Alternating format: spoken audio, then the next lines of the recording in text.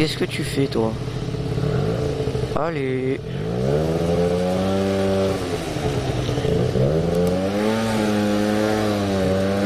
Bon, eh bien salut à toutes et à tous, c'est Lucas.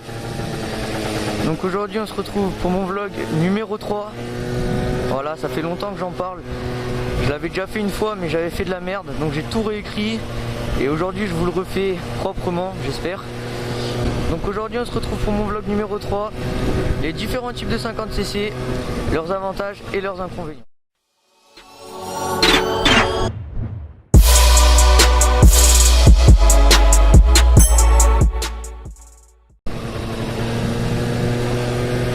Donc dans ce vlog je vais vous parler des scooters, des motos.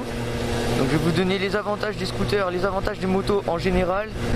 Et après je développerai un peu plus les motos, je parlerai des avantages et inconvénients des différents types de motos, sportives, super motards et tout ça. Donc alors on va commencer ce vlog, je vais vous parler des scooters. Voilà, comme ça je finirai par les motos, je trouve ça mieux. Donc les scooters, on va commencer par les avantages. Donc les avantages du scooter. Donc l'avantage premier du scooter, ça va être qu'il n'y a pas de vitesse. Donc le fait qu'il n'y ait pas de vitesse, ça peut être un avantage ou un inconvénient selon les personnes et selon où vous roulez. C'est un avantage en ville, en campagne, c'est moins un avantage qu'en ville. Parce qu'en ville, c'est des courtes accélérations. Voilà, entre deux feux rouges, vous accélérez, vous freinez. Donc c'est des accélérations relativement courtes. Donc passer les vitesses, c'est chiant. Mais j'y reviendrai quand je parlerai des motos. Deuxième avantage du scooter, il y a des rangements. Ça, c'est pas négociable. Moi, par exemple, donc sur un Zip, il y a la boîte à gants et le coffre sous la selle qui est relativement grand. Donc après ça dépend des scooters. Il y a des scooters qui vont avoir des grands coffres, il y a des scooters qui vont avoir des petits coffres, il y a des scooters qui vont avoir des boîtes à gants, il y en a qui vont pas avoir de boîte à gants. Donc ça dépend vraiment de votre scooter. Mais la plupart ont une boîte à gants, un coffre. Bon après si on prend les Ludix par exemple, eux ils ont pas de boîte à gants et pas de coffre, ils ont juste un petit rangement sous la selle où voilà, juste où tu mets un petit gilet quoi, c'est n'importe quoi. Donc ensuite, troisième point positif sur les scooters, c'est la faible consommation. Un scooter ça a tendance quand même à moins consommer qu'une moto. Après c'est sûr que ça va dépendre forcément de votre type de conduite, si vous conduisez comme un bourrin ou si vous conduisez plutôt calmement comme moi je suis en train de faire, je dépasse pas les 45. Voilà, parce que ça descend, voilà, je suis tranquille, je fais mon vlog, je consomme pas grand chose là. Après c'est sûr que vous pouvez conduire comme un con et là pour le coup vous allez vraiment beaucoup consommer. Mais un scooter vous allez pouvoir quand même essayer de moins consommer qu'une moto. Quatrième point je crois, c'est que le scooter ça va être vraiment adapté aux personnes de petite taille. Je m'explique. À 14 ans, on n'a pas toujours la taille vraiment... Enfin, on n'est pas toujours grand en fait. Et une moto, faut vraiment être grand pour avoir une moto. Hein. La hauteur de selle, j'étais monté sur une Gilera SMT quand je voulais acheter mon Zip. Donc j'étais allé voir un peu les super motards neuves juste pour me renseigner. Et comme ça, j'étais monté sur une Gilera. Bah, franchement les gars, je pouvais pas, je touchais la pointe des pieds par terre, enfin c'est vraiment pas agréable du tout. Et après bon ben il y a possibilité je crois de mettre des kits de rabaissement, mais ça dépend déjà des motos et après c'est un coût supplémentaire. Alors que le scooter, donc par exemple là je prends exemple sur le Zip, je vais beaucoup prendre exemple sur le Zip. Le Zip, la selle est réglable en hauteur, donc à 3 points, je pourrais pas vous les citer, je vous les mettrai en légende mais je peux pas vous les citer. Donc elle est réglable 3 points. Et je pense qu'un mec qui fait 1m50, 60, il peut largement avoir un Zip. 1m50, 60, bon c'est des personnes de petite taille à 14 ans, mais il y en a beaucoup comme ça qui me demandent, tu crois 1m55 je peux prendre un Zip? Oui tu peux, alors ça sera pas très agréable je pense, tu seras un petit peu en avant sur la selle, pointe de pied au feu rouge, mais c'est déjà plus bas qu'une moto un scooter. Donc cinquième point, la maniabilité d'un scooter, voilà, donc ça... Le scooter, ben, ça rejoint le truc que c'est assez petit un scooter. C'est assez maniable un scooter quand même. Voilà, faut le dire, c'est plutôt maniable. De toute façon, vous le voyez au BSR ou quoi, quand tu fais le 8, bah, t'es assez à l'aise quand même avec un scooter. C'est que le poids d'un scooter est quand même moins bien réparti que sur une moto. Mais ça va, on se démerde quand même bien. Un scooter ça reste quand même assez maniable. Donc alors maintenant on va passer aux inconvénients du scooter. Il y en a forcément. Donc le scooter, déjà il n'y a pas les vitesses, donc ça je l'ai déjà cité dans les avantages, mais je vais vous expliquer pourquoi c'est un désavantage de ne pas avoir de vitesse. Parce que si vous habitez comme moi en campagne, avec quand même du relief, voilà, il y a du relief chez moi, oui, ça monte, ça descend. Bon, en descente ça va, en montée, pouvoir passer des vitesses et donc gérer votre régime moteur, ça peut vachement aider. Pourquoi? Parce que quand je suis dans une montée sur un scooter, ou j'accélère pas. Donc il faut que j'accélère à fond et c'est suivant la puissance de mon scooter que je vais réussir à monter ou pas. Alors qu'avec une moto, on peut rétrograder un rapport, donner de la vitesse ou même jouer avec l'embrayage.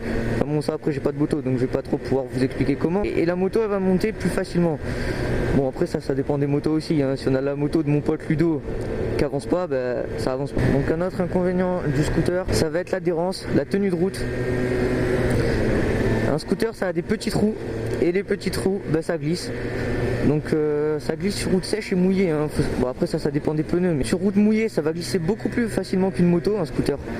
Mais vraiment beaucoup plus facilement. Parce que les petits trous ça perd plus vite de l'adhérence. Et donc forcément on glisse plus vite. Donc maintenant on va passer aux motos. Je vous ai donné les avantages et les inconvénients du scooter. Donc le scooter, vous l'avez compris, c'est plutôt quelque chose qui va s'orienter pour la ville. Si vous habitez en ville, prenez un scooter, c'est cool. Alors les motos, là va y avoir, c'est vraiment l'inverse du scooter, j'ai envie de vous dire. Donc on va commencer par les avantages. Donc l'avantage, le premier avantage des motos, c'est que vous allez être, une moto ça va mieux tenir la route. Alors je m'explique encore une fois, une moto ça a des grandes roues. Et les grandes roues, ça tient mieux la route. Putain, michto la route. Sous un tunnel comme ça là, waouh, j'adore. Ouais, tu croises une voiture, t'es bien quoi. Mais une moto ça a des grandes roues. Et les grandes roues, ça va vous permettre simplement d'être plus adhérent. Il y a autre chose qui va faire que vous allez mieux tenir la route, ça va être votre position sur la moto. Sur un scooter, je suis comme ça, j'ai les pieds qui sont devant moi, posés sur du plat. Je suis assis comme si j'étais assis sur une chaise en fait. Une moto, je vais être à cheval sur la moto et ça va faire que je vais mieux la tenir. Et vu que je vais mieux la tenir, je vais mieux la tenir. Et donc une moto, vous allez être à cheval comme ça, vous allez pouvoir serrer les jambes. Vous allez pouvoir peut-être même sortir le pied de temps en temps. Et ça va faire que vous allez être quand même plus stable, vous allez mieux tenir la route, vous allez pouvoir plus pencher. Et une moto, c'est plus fait pour ça. Voilà. Donc encore un avantage de la moto, le réservoir d'une moto est souvent plus grand que le réservoir d'un scooter. Moi le mien sur le Zip il fait 7,3 litres je crois, dont 1 litre de réserve. Sur une moto on se rapproche plus des 10 litres, ça fait quand même 3 litres, donc c'est quand même pas mal. Donc un autre avantage qui rejoint forcément le fait d'avoir un plus gros réservoir, c'est quoi cette ruelle là? Donc le fait d'avoir, oh ce panneau il est bon ce panneau.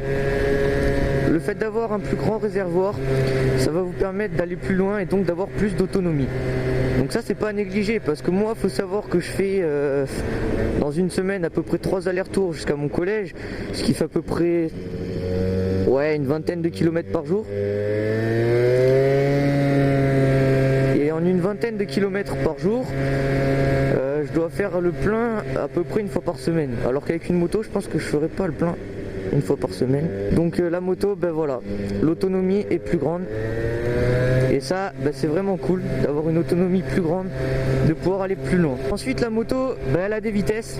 Voilà, on revient encore à ces fameuses vitesses. Et en campagne, ça va vachement vous servir. Pourquoi? Parce que déjà, là, regardez, moi, j'accélère à fond, il monte. Bon, mon scooter aussi, il n'est pas vraiment d'origine. Si, il est d'origine, bien sûr, il est même bridé. Et donc, mais un scooter normal, comparé à une moto normale, si vous voulez une moto normale, vous allez pouvoir gérer le régime moteur avec les vitesses. Et donc, en fait, avec les vitesses, vous allez déjà pouvoir régler un petit peu le fait de consommer ou pas. Voilà, c'est sûr que si vous faites crier votre moto avant de passer chaque vitesse, c'est sûr que vous allez consommer plus. Si vous passez les vitesses tranquillement, sans arriver dans le rouge à chaque fois, vous allez pouvoir consommer beaucoup moins. Ensuite, dans les grandes montées, vous allez pouvoir rétrograder pour redonner de la patate et repartir. Donc ça, avoir des vitesses, c'est quand même pas mal. Vraiment pas mal. Le dernier avantage de la moto, c'est que elle va être esthétiquement plus jolie. Enfin moi je préfère, en tout cas après ça c'est vraiment chacun ses goûts, mais moi je préfère une moto qu'un scooter. Et une moto, donc ça je vous le dis, mais bon bien sûr c'est interdit par la loi, une moto tu la débrides, tu fous un pot, tu changes le pignon de sortie de boîte, donc t'en as pour quoi, allez on va dire 250 €, mais vraiment à tout péter avec un bon pot. Et plus les frais de mécano, mais bon ça encore tu peux le faire toi. Donc là je compte frais de débridage, frais du pot, frais du pignon, tu l'amènes chez ton mécano, tu achètes les pièces et tu l'amènes quoi, donc c'est vraiment cher. Moi là je mets une fourchette haute. À 250 € avec une moto, bah tu te rapproches des 100 km/h. C'est vrai hein. Là avec un scoot, bon, moi j'ai un pot, bon après ça dépend du pot, ça dépend. Moi je sais que mon pot il est encrassé et qu'il en peut plus, si je le décrasse je gagne 20% d'accélération et tout ça. D'ailleurs il faut que je le fasse. Mais avec un scoot c'est pas pareil, il va falloir changer le vario. Pour gagner de la vitesse sur un scoot, ouais, faut changer le pot, le vario. On peut pas jouer sur le pignon, sur la couronne. Putain, c'est une épingle, calme-toi, Pépé. Donc voilà. Moi, je pense qu'une moto, c'est plus facile à upgrade. C'est plus joli esthétiquement. Ça va avoir plus de puissance. Donc une moto, c'est vraiment l'étape au-dessus du scooter. Je trouve, à mon goût, bien sûr. Hein. Après, bon, bah ça, il y en a, ils préfèrent les scooters, il y en a, ils préfèrent les motos. À vous de voir. Donc maintenant, on va parler des différents types de motos. Donc je vais vous parler des roadsters, des sportives, des super motards et des enduros. Parce qu'il n'y a pas d'autres types de motos.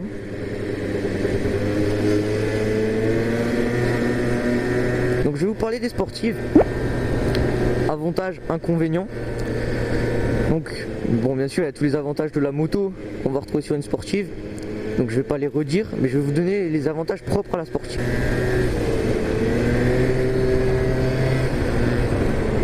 Donc déjà, la sportive, elle va avoir vraiment une gueule qu'aucune autre moto, qu'aucune moto a d'autre, qu'aucune autre moto. Just be you, be proud of you because you can do what we want to do. Putain, comment tu parles, Lucas? Donc la sportive, elle va vraiment avoir une gueule qu'aucune... Putain, Lucas, oh! Donc la sportive, elle va vraiment avoir un look, j'ai envie de vous dire, propre à la sportive, qui est magnifique. Enfin moi je le trouve magnifique en tout cas. Elle va avoir une excellente tenue de route, mais vraiment excellente. C'est aussi dû un petit peu à son poids je pense, mais ça j'y reviendrai dans les inconvénients. Elle va avoir un réservoir un petit peu plus gros que les autres motos, mais bon ça dépend des modèles de sportives et des modèles d'autres motos, mais en général en tout cas elle va avoir un réservoir un petit peu plus gros, ce qui est encore mieux pour l'autonomie. Bon, maintenant on va passer aux inconvénients de la sportive. Il y en a forcément. Donc le premier inconvénient que j'ai trouvé, c'est son poids. Toujours pareil, un mec à 14 ans, même s'il a la taille, bon, faut pas être bodybuilder non plus, hein, mais il faut quand même pouvoir la tenir la moto, parce que c'est vraiment une moto qui est lourde. Il y a les carénages, il y a le châssis qui va être beaucoup plus gros. Bon, une connerie, mais le réservoir il est encore plus gros, donc ça fait encore plus d'essence. Donc voilà, les sportifs c'est plus lourd. Les sportifs, je n'aime pas la position. On est allongé. Et la position, cette position, bon encore si c'était pour faire des petits trajets, d'accord, mais sur des longs trajets, cette position elle peut être assez fatigante. D'être allongé comme ça sur le réservoir, ben, c'est fatigant au bout d'un moment. Donc bon voilà, je suis pas fan de la position, il y en a qui adorent, encore une fois, hein, on n'est pas tous pareils, mais il y en a qui aiment pas quand même, voilà, faut le rappeler. Donc ensuite un autre inconvénient de la sportive, c'est qu'elle va être plus chère, voire beaucoup plus chère que les autres motos, un petit peu plus chère que les autres d'occasion, et quand même assez difficile à trouver d'occasion bien sûr, parce qu'il y a moins de modèles de sportives que de supermoto ou d'enduro ou de ce que tu veux. Il n'y a pas beaucoup de modèles, et sur le bon coin pour trouver une sportive, bah, c'est compliqué. Donc ensuite on va passer aux roadsters. Alors les roadsters, je vais pas m'épiloguer longtemps parce que c'est un petit peu à peu près pareil que les sportives. Donc je trouve personnellement que les roadsters 50cc, bon bah les avantages, réservoir un petit peu plus gros que la normale, enfin que les supermotos ou les enduros, ça va être un petit peu une sportive mais avec un look beaucoup moins bien. Donc toujours pareil, la roadster, ça va vraiment être fait pour la route pure. Donc une roadster, c'est comme une sportive, sauf que la position va être quand même un petit peu mieux. Vous allez être déjà plus relevé. La roadster, c'est vraiment l'intermédiaire entre la sportive et la supermoto. C'est vraiment l'intermédiaire. Et donc ça, c'est... Bah, je pense que si vous voulez une sportive, mais que vous n'aimez pas la position, il faut prendre une roadster. Maintenant je trouve que les roadsters en 50cc, déjà j'en connais pas beaucoup à part la Derby GPR. Et je les trouve franchement pas très belles. Bon ça c'est mon avis, à vous de vous forger le vôtre. Mais moi je suis vraiment pas fan. Donc maintenant on va parler des enduros. Je vais finir par les super motards, mais avant je vais vous parler des enduros. Donc les enduros, c'est des super motards avec des pneus cross. L'avantage de l'enduro, c'est que vous allez avoir des pneus cross. Et donc pouvoir aller faire du cross sans trop niquer vos pneus.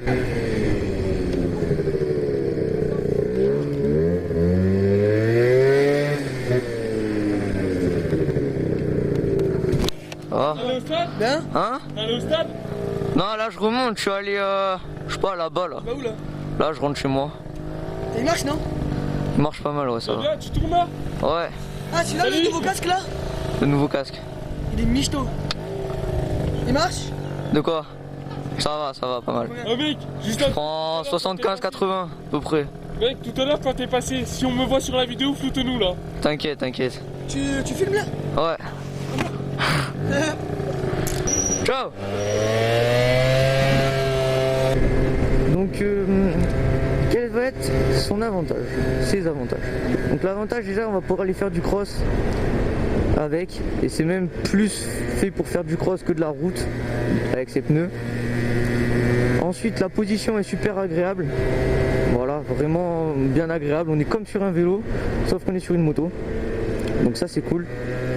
Donc ensuite forcément il y a des inconvénients avec les pneus.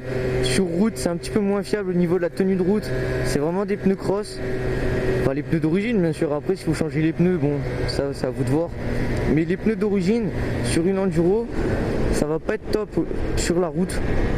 Mais par contre sur la route, vous allez pouvoir aller faire du cross, aller homologuer. Franchement c'est pas mal les enduros, c'est quelque chose à part mais c'est pas mal. Ensuite on va finir par les super motards. Alors là les super motards c'est ma catégorie favorite. Voilà, si j'ai une 50 à l'avenir, ça sera forcément une super motard. Là j'aime pas les sportifs, j'aime bien le look, mais il y a d'autres choses qui font que j'aime pas. Les avantages de la super motard, déjà on va avoir des roues assez grandes, donc la tenue de route, mais ça rejoint tout ce que j'ai dit sur la moto. Ensuite le réservoir un petit peu plus petit que sur une sportive, mais quand même pas mal. Un autre avantage, la super motard, c'est un peu comme une enduro mais avec des pneus route. Donc vous allez pouvoir sur une route dégueulasse, comme il y en a beaucoup par chez moi, voilà.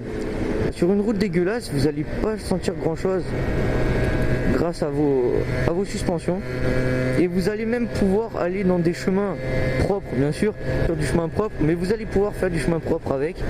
Donc ça c'est aussi un avantage de la super motard. Autre avantage qui n'est pas négligé, c'est le prix. C'est souvent bien moins cher que des sportives, que des roadsters. Ensuite esthétiquement je trouve ça vachement beau une super motard. Encore une fois ça dépend des super motos. Par exemple j'aime pas trop les Gilera SMT, les Derby Senda, tout ça. J'aime pas leur garde-boue, j'aime pas la face avant, mais bon ça change hein, voilà. Les inconvénients de la super moto, il y en a pas vraiment, ça rejoint vraiment les inconvénients des 50 en général. C'est-à-dire, oh là là, il y a une BM, elle arrive derrière moi à donf, mon frère. Genre à donf de donf, elle va me niquer la gueule. Attendez, je vais rouler un peu moins vite, vous allez voir comment il va me doubler comme un taré. Je fais exprès de pas rouler vite et là, déboîtage, BM, bim. Bon bref. Donc les super modes, voilà. Après c'est comme les sportives, les roadsters, les enduros, c'est quasiment les mêmes moteurs. On retrouve toujours des Euro 1, 2, 3, voilà les Euro, les moteurs Euro. Et les moteurs Minarelli AM6, c'est vraiment ce qu'on retrouve le plus.